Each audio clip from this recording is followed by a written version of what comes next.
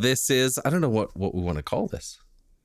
I don't know. I was thinking about this driving in, and I think you need a catchy name that has drinks in it, like Espresso with Eric. Or Espresso with Eric. A glass with Gourash or something like that. Something like that. I don't know what to call the episode. Well, this is for this episode. This is a conversation with Dr. David Kopriva, and we will get started here in 3, 2, and 1.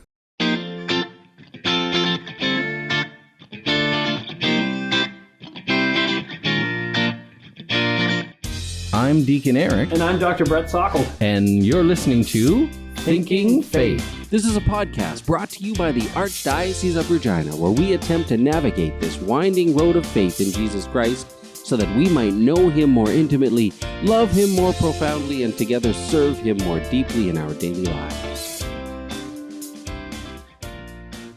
Welcome, everyone, to another episode of Thinking Faith. Very happy to have my good friend, Dr. David Kopriva, in the studio here with us today. Welcome, David. Thank you. Yeah. Actually, a return guest. A returning guest, I know. I always have to tell you, I'm a big fan of the podcast, and now to be here in the studio with video and everything, that's quite impressive. Yeah, it's kind of a leap. The last time you were on, it was just after you graduated. So Dr. David is a recent graduate from our lay formation program. And we had you and Gail and... I think it was just the three of us. Gail and I. You and Gail and myself just chatting about that. But that was over Zoom. It was, That was very different. So now we get to be in person. This is like being in the inner sanctum. Yeah. That's it, yeah. And we've got a fancy new studio. We've got pictures. We've got, Yeah. So we've got you coming in today to talk about primarily MAiD, medical assistance in dying, and the different speaking events that you have been doing. And I know there's actually a few others that want to have you come out and do those events throughout the diocese and that as well. And talk about a little bit of how medical assistance in dying has impacted you as a healthcare professional over the last little while.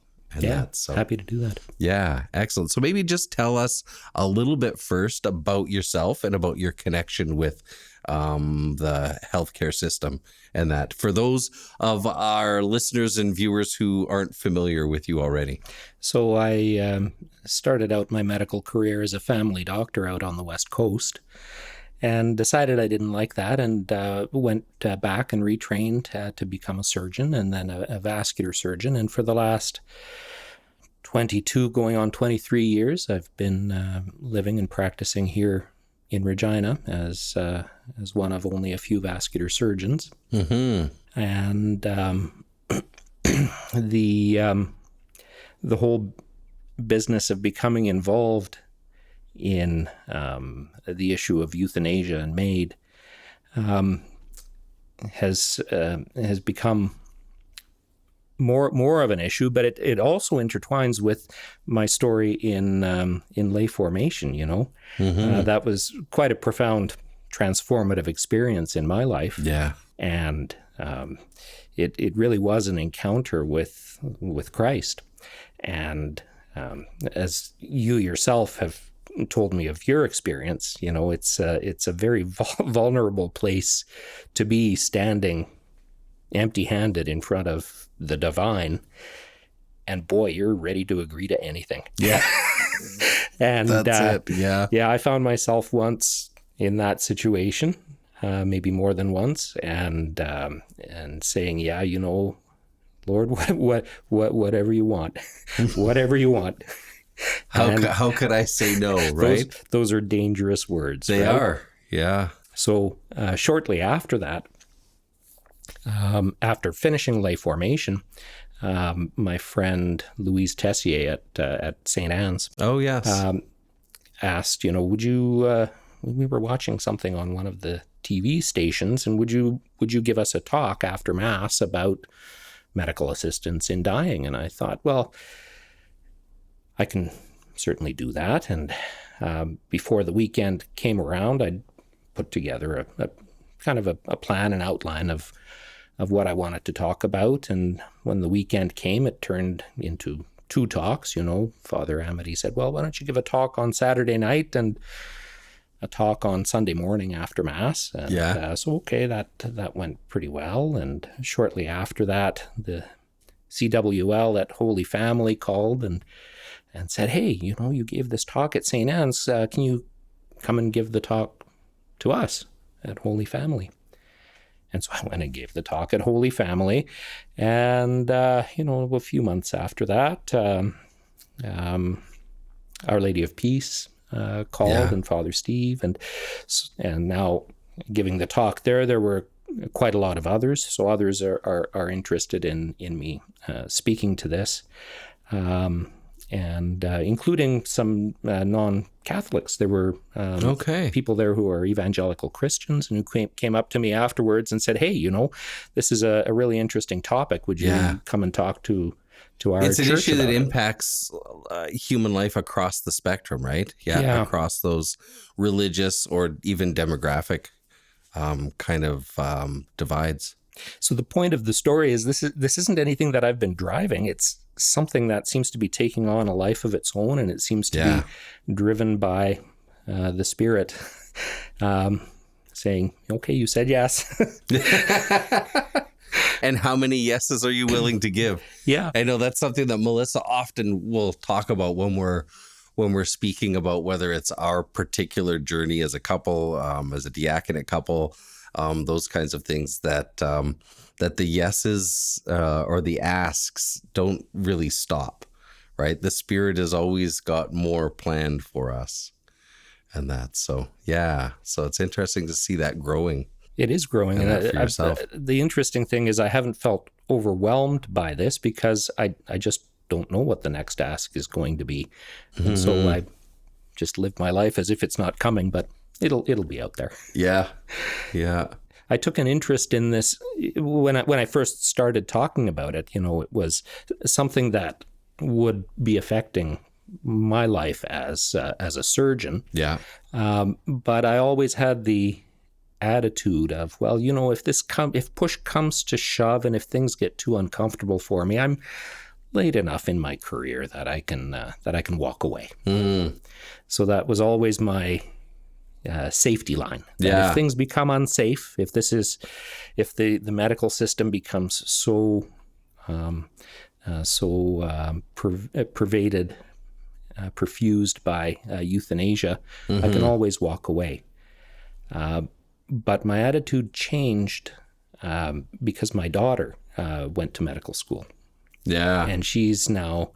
So now she's coming into this environment. At the start of her career as a family physician out on the West Coast. And she will have to be dealing with this.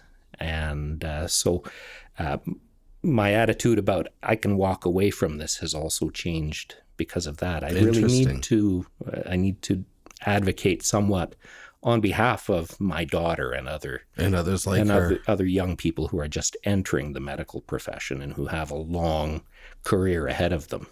So as someone who has spent so much of your life working within the healthcare field and really a career dedicated to saving and preserving life, like when they call a vascular surgeon in to do the work you're doing, your role is to help this person survive.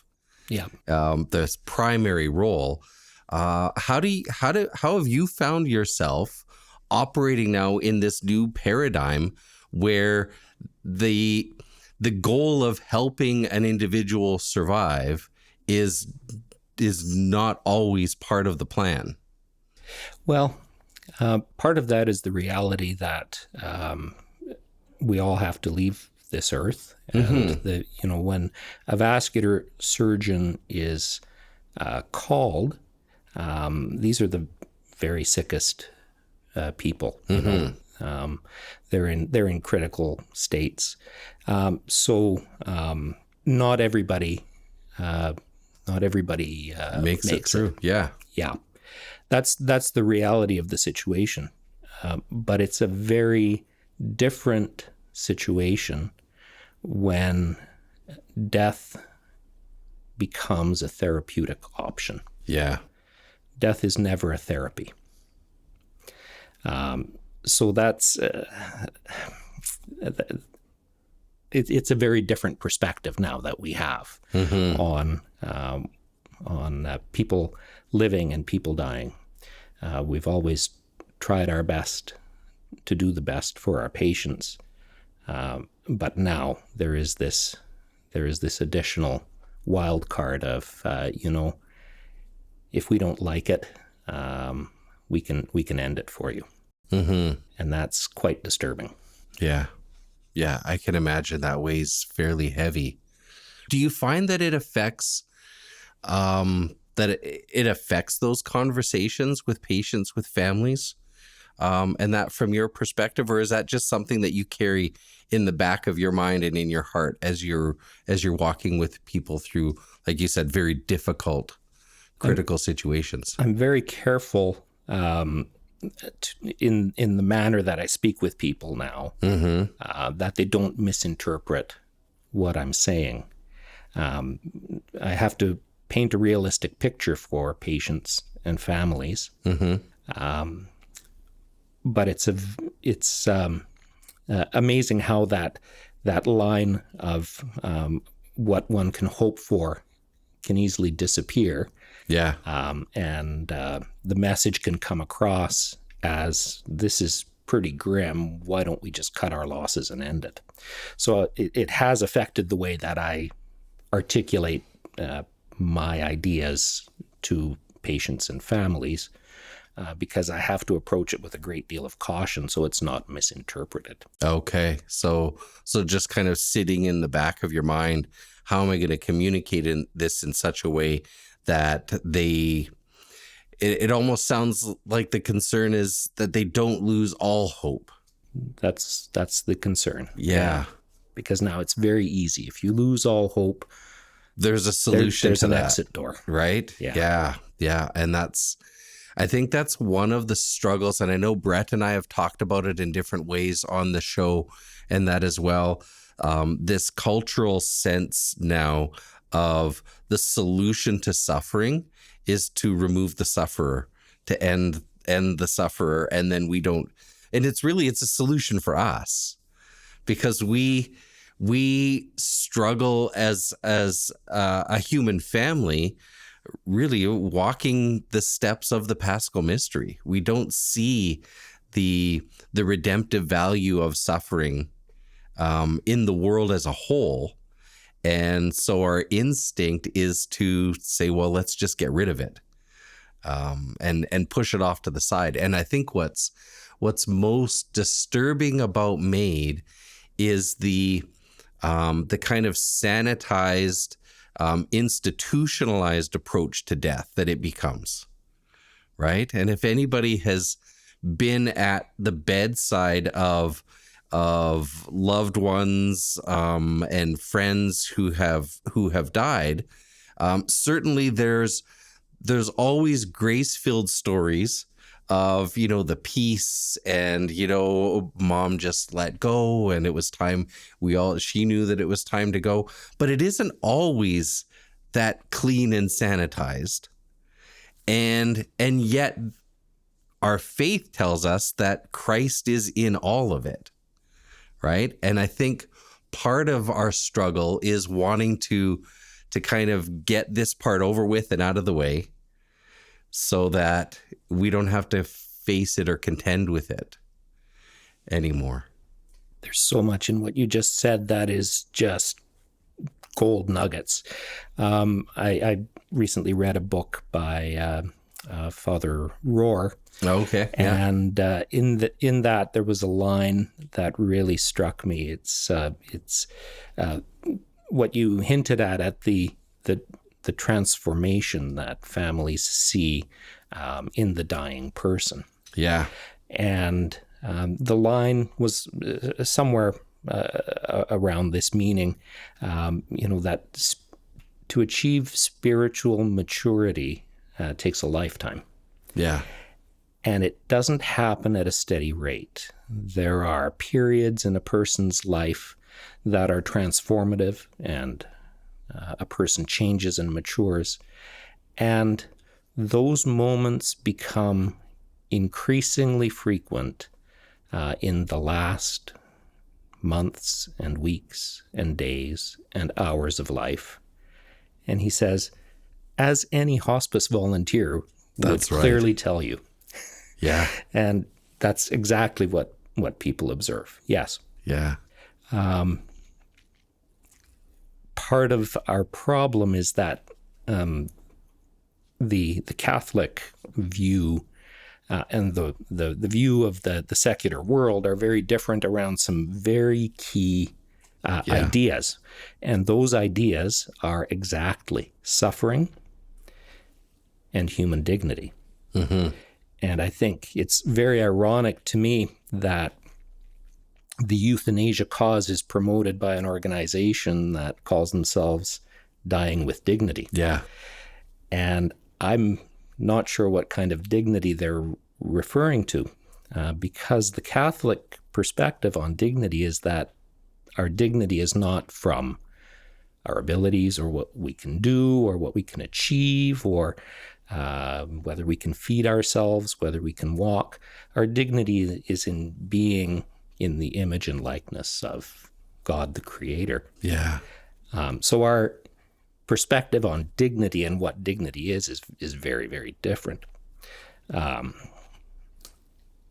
In terms of that, one of the things that I really find enlightening about considering dignity in the end of life is a video that I returned to, and it's profoundly moving for me. Mm-hmm. You can probably tell in my voice. Yeah. A couple weeks, maybe a week before he died, Pope St. John Paul II had himself wheeled in a wheelchair out to the balcony to address the crowd in St. Peter's Square. Yeah, and I remember that.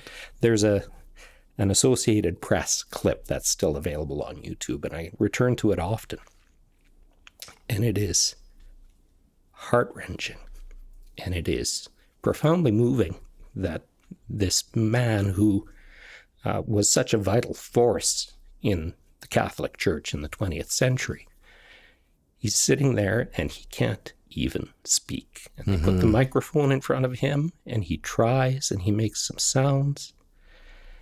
And he's then suddenly moved back inside the papal apartment, as if looking on this is somehow undignified. Mm-hmm. To me, that is the most profound demonstration of human dignity. Of dignity, yeah. This is a saint telling me, look at me. Yeah. Look at how I am. My dignity is in letting you see this because I'm still made in the image and likeness of God, and I'm a child of God. Man. And that's my dignity. And that's so profoundly moving for me to go back to that video and see this, that clip that happened, 20 years ago. And it really was the piece that he almost set the world up for that moment. I don't know if it was like months before, when a reporter asked him in an interview, in your particular state, do you feel like perhaps you should retire? You should step down. And his response at that time was, no, the world needs to see what I am going to do. Yeah. And then you flash forward to that moment on the balcony in St. Peter's Square, and that's exactly what he did. And that ties into the value of suffering, which, we really see in a profound way as Catholics. I had an interesting conversation with my friend, David from Yorkton. I call him Yorkton Dave, and I'm Regina Dave. And we have some deacons like that. Yeah. Yeah. Yorkton Dave is a really, really smart guy. And he talked about his experience walking by a little tree on the street in Yorkton, and how that tree needed this metal pole next to it, that it was tied to it so that the wind wouldn't blow it over and that it wouldn't, grow crooked. And he kind of reflected in this conversation on the value of the tree to that pole. That tree gives that pole something to be. Purpose. Otherwise it'd be rusting somewhere in a metal yard in the city. And the weakness that Pope John Paul demonstrated in that moment, that weakness of the human body but not spirit, that was a great service to those of us who watched it, in the same way that the weakness of the tree is a service to that pole and gives it a purpose to be. Yeah. So thanks, Yorkton Dave. That's right. We forget so much about how our relationship with others provides specifically that purpose and meaning and value in the extent to which we recognize we are encountering Christ in the other. And Christ, even at the front end of our time together here, you kind of shared your own encounter with Christ, who asks you to follow, who asks you to give this part of your life to him in his mission for his purposes. It's almost as though our encounters with others who are in need of care and accompaniment, and for ourselves, because we are all headed in the same direction, to be that encounter for others. It reminds us in those moments of who we are in the image of Christ, even as we're encountering that Christ in the other. Yeah, absolutely. Right? And this is the value of being allowed to serve someone who is suffering. Yeah. Is it draws out the best, the most Christ-like in me. And that's a huge service. It is. And when life is ended prematurely, that's really short-circuited. Yeah. That disappears. Yeah. That's the huge loss in that. A loss for the individual, a loss for the family members and friends. And yet part of what we're starting to recognize with respect to MAiD is that oftentimes the underlying challenges that bring someone to consider MAiD as the option are precisely because they feel they're lacking in those supports, in those social supports of family, of friends, of those who could be Christ for them in the midst of this. We know that while organizations like Dying with Dignity will highlight the needless pain and suffering and kind of the idea of like the excruciating agonies and ways that people that death comes upon us. They highlight those, and yet we know that those are not generally the primary considerations that lead people to seek out MAiD. And we know that from the government's own statistics. Yeah. Each year, the federal minister authors or signs off on a report on medical assistance in dying, and it enumerates the reasons why people elect to request medical assistance in dying. And pain is such a distant runner in the all the things that lead people to request MAiD that it's even combined with another category to become pain or fear of possible pain in the future. Fear of pain or fear of pain. Pain or fear of pain. So they do that in order to make that line item statistically significant. To pad it. Yeah. And even then, it's quite a minor reason why people choose MAiD. And I think that speaks to the effectiveness of how pain can be treated. And, you know, there are always good alternatives in palliative care. And we always have something more to give can in be that done. regard. But really, the reason why people choose MAiD is exactly what you've indicated, is that lack of support from whatever you would call your community, whether it's family or whether it's neighbors or whether it's friends. That would probably be a pretty high number 2. But number 1 is really the loss of ability to enjoy meaningful activities. That's number 1. And it Interesting. really begs the question of what do we consider enjoyable activities? That's it, and I right? think really the most enjoyable activities that probably people are missing is the human interaction, Yeah. the companionship. Yeah. Yeah. Yeah. That kind the relationships that we were made for, at the heart. It's those, Melissa and I do a lot of work in the area of mental health, and that's one of the key areas of focus for us, is how do we within our communities build those foundations of support that are more than just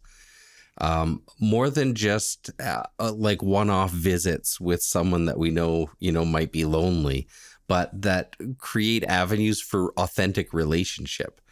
Because when you're talking about this perceived lack of meaningful activities, right? I zero in on that word meaningful, right? Because that's where we find our meaning, is in relation to each other. Yeah. Right? That all those spiritual values of meaning, purpose, and value, right? That's they hinge on those relationships with each other.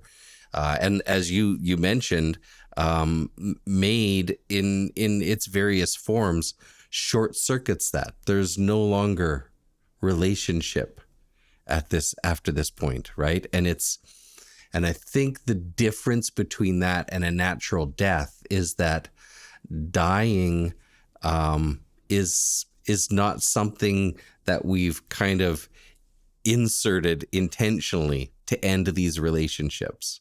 I think that makes a difference when someone says, I'm going to facilitate the ending of any capacity for relationship moving forward. Whereas death, and I think even from a Catholic perspective, we don't even see death as an end of those relationships. Right. Right? That this continues. Amanda Ackman, who's coming later in the month, I've heard her speak on this topic. She's quite an excellent speaker. Yeah, we're very excited. Well, we're going to have her on the show as well. Oh, excellent. Yeah. Excellent. That's beautiful. I love it. Yeah. She talks about this, and the point that she raises is that a lot of the facilitators of medical assistance in dying and euthanasia are this importance on a person's privacy and autonomy, and those are barriers to community. They're things that are good in and of themselves. Yeah. But they're not the thing that's most good. No. And she comes. When I heard her speak, she came out and said, "You know what? Autonomy is boring. Yeah. I don't want autonomy. I want community. We're made for each other." Autonomy it's boring, and it creates anxiety within us. Just as you're sharing that, I remember a conversation with our daughter. A friend of hers on her graduation was despairing that she didn't know what she wanted to do with her life. And she shared this with her parents. And our daughter came and shared this conversation. Because she ended up on the phone with this friend of hers for like quite a few hours. Her parents had responded saying, "Well, don't you know, honey, you can do anything you want, anything. And it doesn't matter to us. You're free to do anything." So full autonomy. And this absolutely devastated this girl. She was paralyzed with the fear and anxiety of the unlimited potential and possibility, without any kind of boundaries. It's very scary, but it's also scary because it's blatantly not true. It is, right? And we recognize that, right? I think that's where part of that comes from. Like I'm not created with the ability to do anything, right? Yeah. I'm created with a certain finite set of capacities, and so to say you can be anything. No, God help the world if I tried to be a vascular surgeon. Yeah. I don't know. You might not be so bad. Yeah. It's just plumbing, Eric. It's just plumbing. Yeah, I know you've talked about that a few times.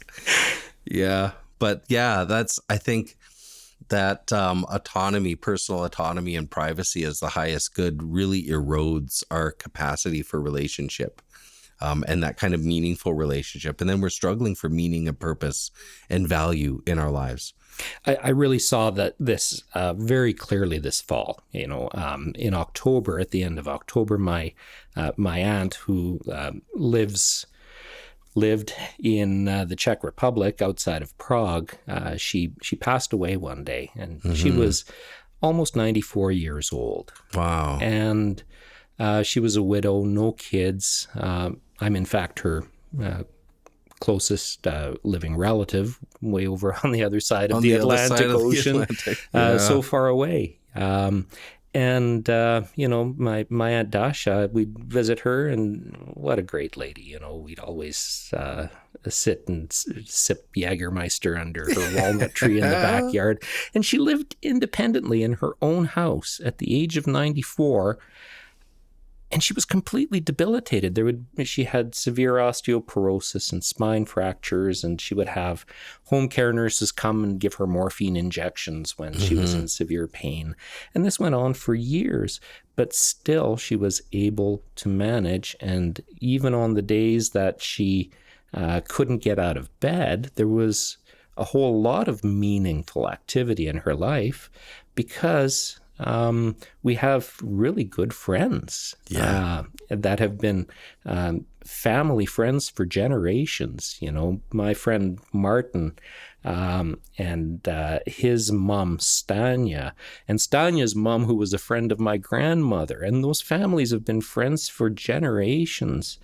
And, the folks would come over every day and bring Dasha breakfast in bed, and Stanya would help her bathe, and they would be over there every night, and chatting late into the night, and it was that community around my aunt that made it possible for her to live, and it gave her that meaning. Yeah. So that euthanasia, what the heck is that? Why would you in a situation? Why would I want to do something like that? Yeah. Right? As you're describing that, it's I find myself like thinking like, why would you want any less days of that in the world? Right. And not only, is she discovering value, purpose, and meaning in her own life and living that out, but all of those family friends and that as well, right, are discovering that and rediscovering it through their relationship with her. Yeah, absolutely. Yeah. And Dasha's death was the most beautiful way that a person can imagine to go. She lived in her own house. She was in her own bed. Stanya came by in the morning, brought her breakfast, and said, I'll be back at 4 and I'll check in on you, and came back at 4, and there was my aunt laying in her bed, just never woke up. Yeah. It was a beautiful end to a beautiful life, and it was that community that made that possible. Yeah. And that's, to me, that's my hope for a death with dignity, right? I think that's what all of us hope for. As a death with dignity. It seems to be somehow we have to recapture that language for ourselves. It's being usurped, right? And misused in a way that doesn't quite echo, I think, its intended meaning. The language is insidious, and even the language around MAiD, medical assistance in dying. Well, who wouldn't want medical assistance when they're dying? But no, it's kind of an insidious use of language, and the whole language around dignity and the suffering. What the danger with language is then it starts to influence the way a person thinks, and we fail to see the gift right in front of us. Yeah. A couple more things that I wanted to touch on. Sometimes people will object that to the Catholic view or the Christian view that we're talking about with regards to death, that our intention is to simply extend life for as long as we possibly can. And I know we've talked on the show a few times when talking about things like whether it's end of life issues or moral issues in that as well. We have a much more nuanced approach to that. That we're not simply here, even you as a medical professional, you are not asked by your faith to extend someone's life as long as you possibly can, in that sense. Can you speak a little bit about the approach from a Catholic perspective that might look like? Yeah, absolutely. A lot of people come with advanced care directives, and their intent is that they have to rein in out of control doctors who will keep them alive as a vegetable. And this is kind of the free-floating thought out there in the community. Yeah, that's a big kind of unspoken fear. Yeah. Let me tell you, nobody in the healthcare system wants that, and no Catholic doctor wants that. That's not it at all. It's not a matter of putting off death indefinitely. It's, we indeed embrace death because we know that's not the end of life. But what the more nuanced view is that, a person who is dying has some sort of illness, and there are treatments available for illness. And when do those treatments really help that person with that illness? And when are treatments excessive and burdensome in relation to the expected outcome? Yeah. And so that's the more nuanced Catholic view. And in fact, I would say the Catholic view on this is much more nuanced than the secular view. My lawyer put together for me a document, a living will, and when I consider it, it's not nearly as nuanced as the document that's put forward by the Catholic Health Association of Saskatchewan. And that document, which is available on their website, is really highly nuanced because it considers, put yourself as you're planning how you would prefer things to go at the end of your days. Think about, do I have an illness that's limited and I'm expected to get better? Do I have an illness where I may need, significant care for a long time? Is this something that I'm never going to recover from? And then consider the various interventions that become sticking points at the end of life, artificial nutrition, mechanical ventilation, and consider each of these in each of these scenarios. That's an incredibly nuanced view of it.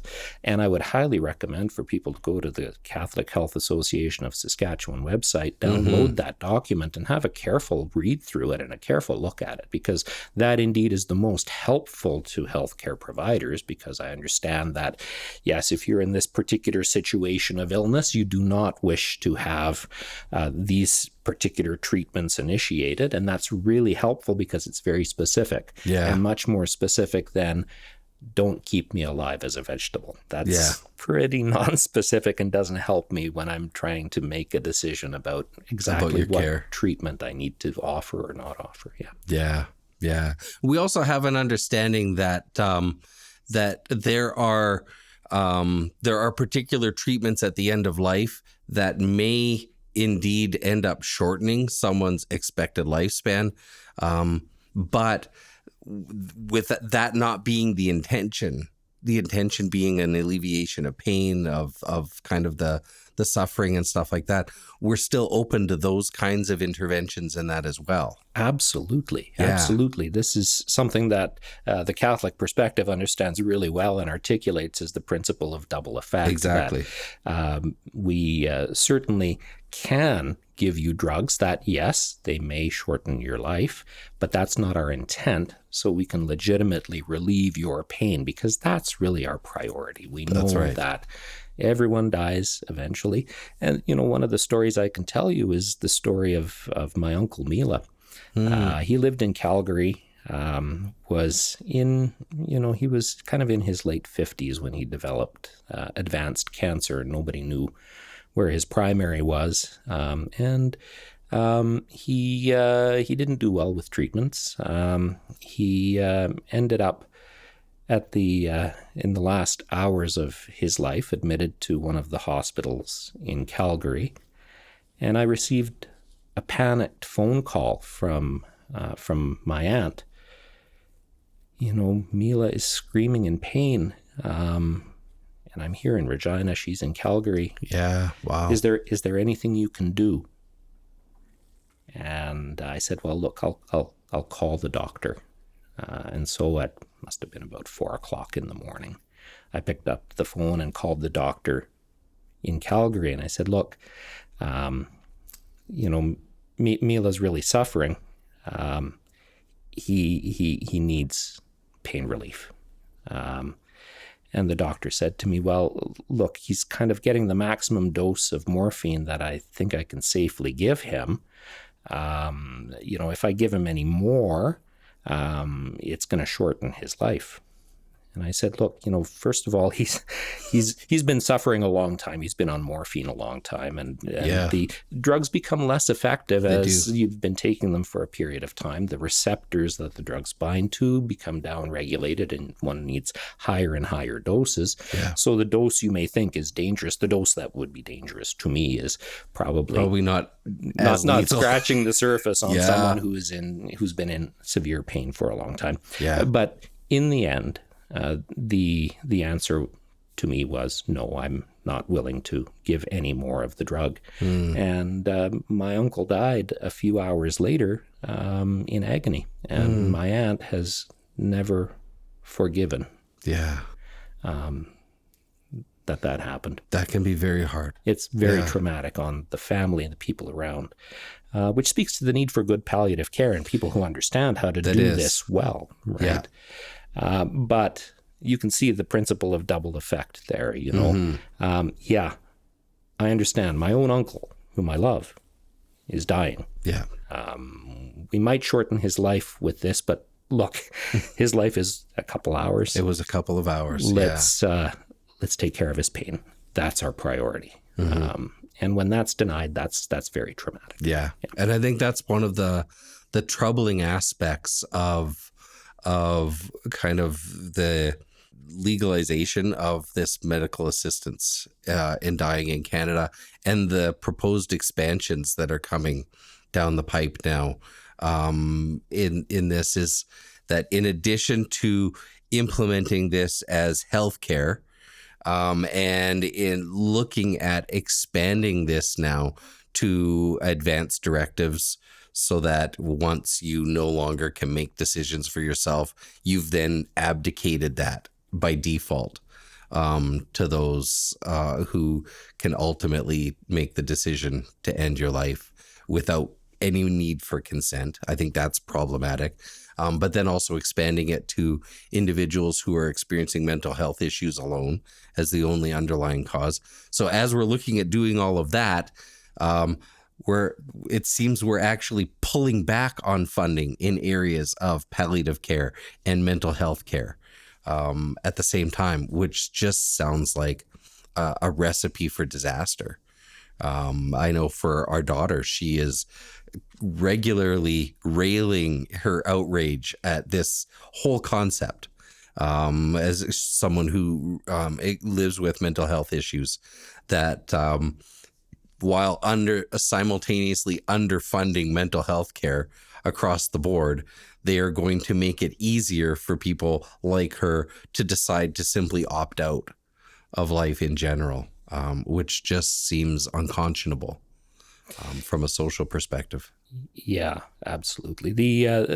This latest round where the federal government tried to expand euthanasia to people suffering purely from mental illness was so ludicrous that the secular world shut it down. It's so obviously wrong and makes no logical sense whatsoever to be focused on preventing suicide, yet providing a means for suicide, for facilitating it. Yeah, that's so ludicrous that the secular system itself came up with the idea that, wait, we're not ready for this. Yeah, we need to can't put a hold on this. The unfortunate thing is they've just kicked the can down the road to 2027 to readdress this issue.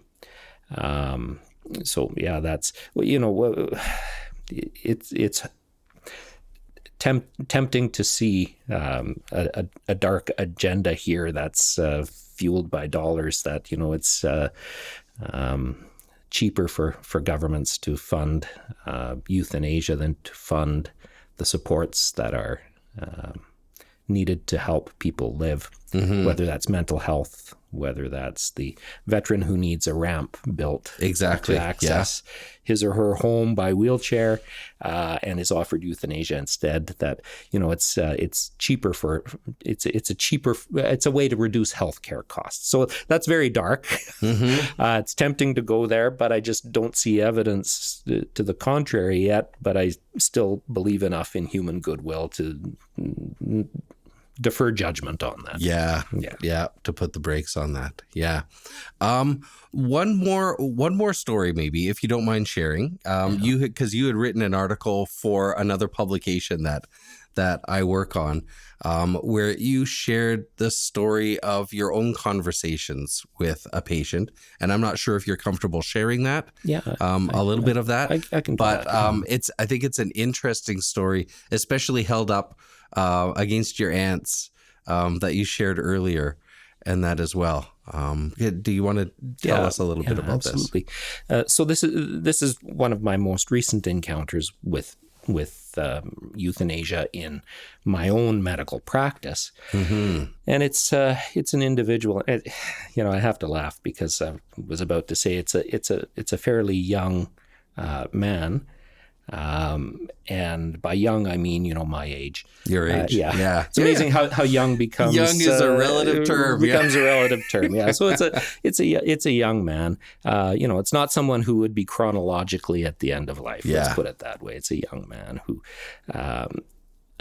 suffers from cancer and complications of cancer after multiple operations and treatments, and kind of reminds me of the story in the gospel of the woman with the hemorrhage who suffered under many physicians.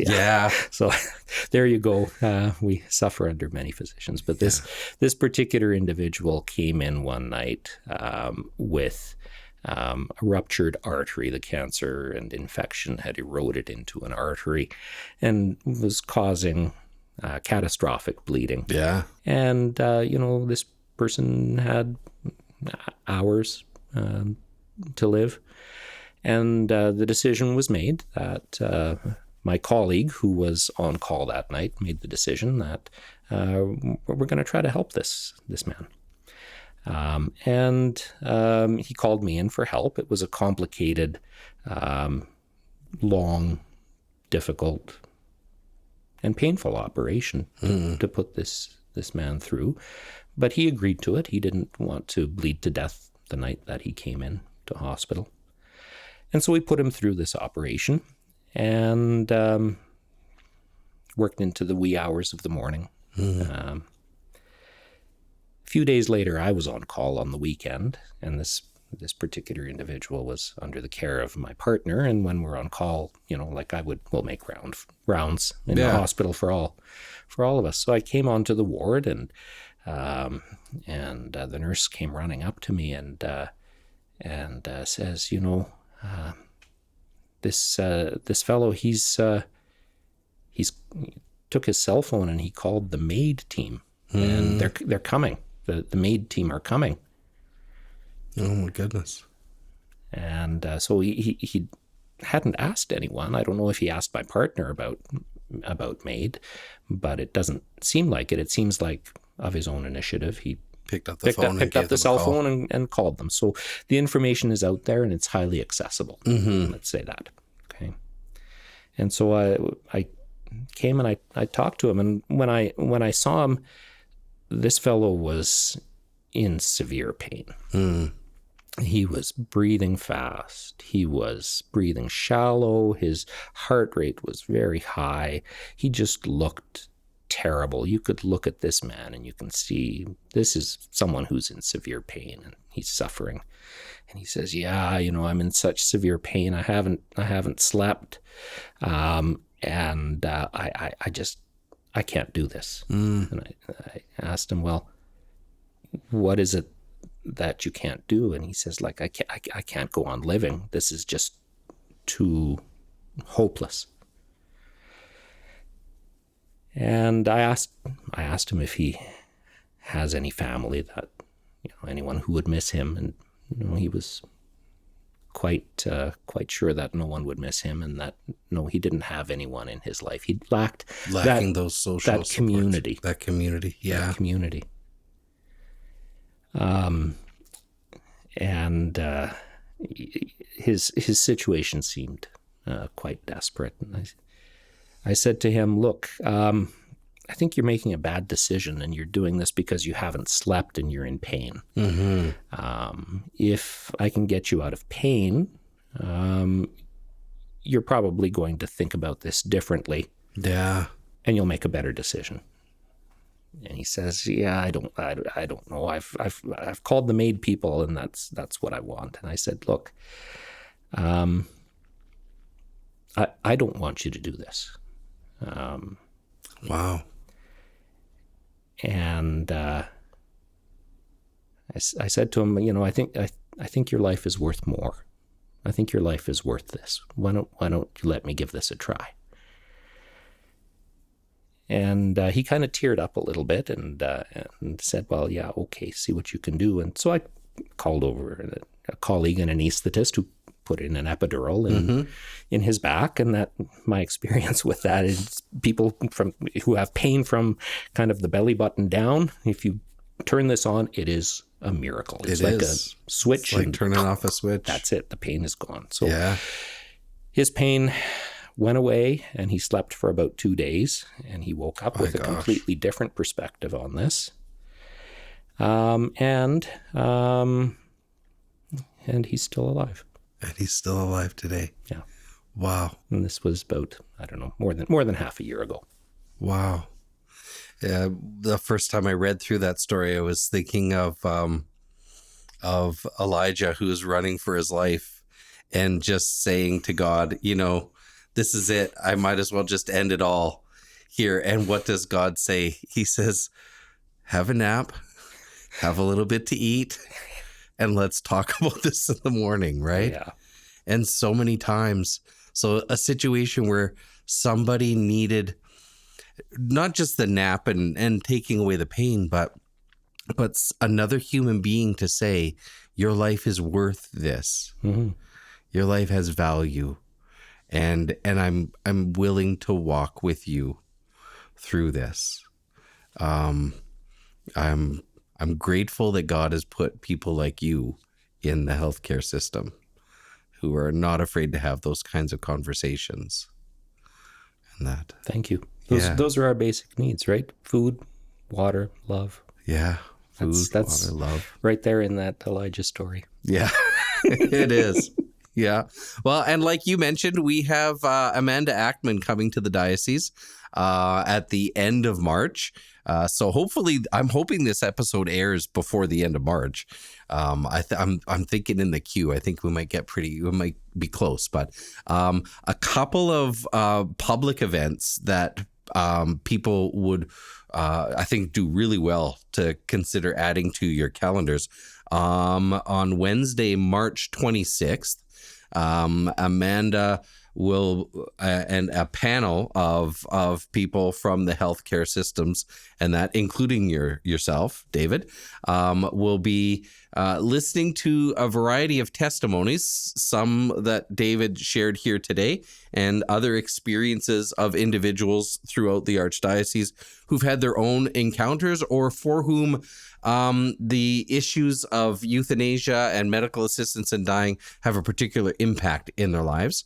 We'll be sharing some of those testimonies and having the panel of individuals be able to provide some response and stuff to that. So that is at St. Anne's Parish at 7:00 on Wednesday, March 26th. And then on Friday, March 28th, Melissa and I will be leading Mental Health Way of the Cross at Christ the King Parish. It'll be followed by a Holy Hour of Adoration with a reflection from Amanda Ackman on that as well. So covering kind of both of those kind of areas that we've touched on. Do not miss events. Yeah, these do not miss events. So Amanda's also going elsewhere in the diocese, right? She's heading out to Moose Jaw. She's heading out to Moose Jaw. I was just talking with Deacon Lamont out in Moose yesterday. Out in Moose Jaw, he does work with Phoenix Alternative School. Mm-hmm. Out there. And so he's already set up like a pizza lunch and some board games and stuff with the kids and Amanda. And then she'll be talking with students and staff out there. And he's got a whole day of other stuff planned for her there. And Amanda is really a fantastic speaker. She's really just jazzed about, she says, my purpose is to fight against euthanasia and to provide hope. And it's just her personality exudes. It is. And that's that key, providing hope, right? Her messaging is far more nuanced than just, this is bad, don't do this. Yeah. It really is a lot of what we've been talking about here today. It's recognizing and upholding the dignity of people, reminding each other what dignity and value really looks like in another person. For each other. And one more story about how God works in funny ways.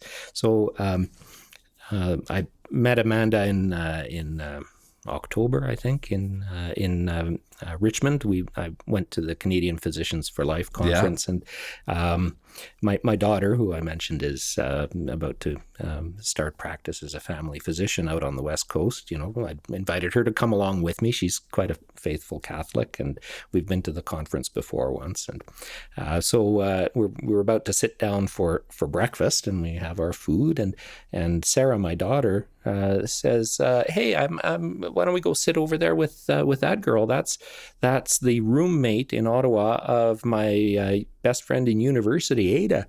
And so we went down and sat down and started chatting, and that was Amanda. That was Amanda Ackman. There you go.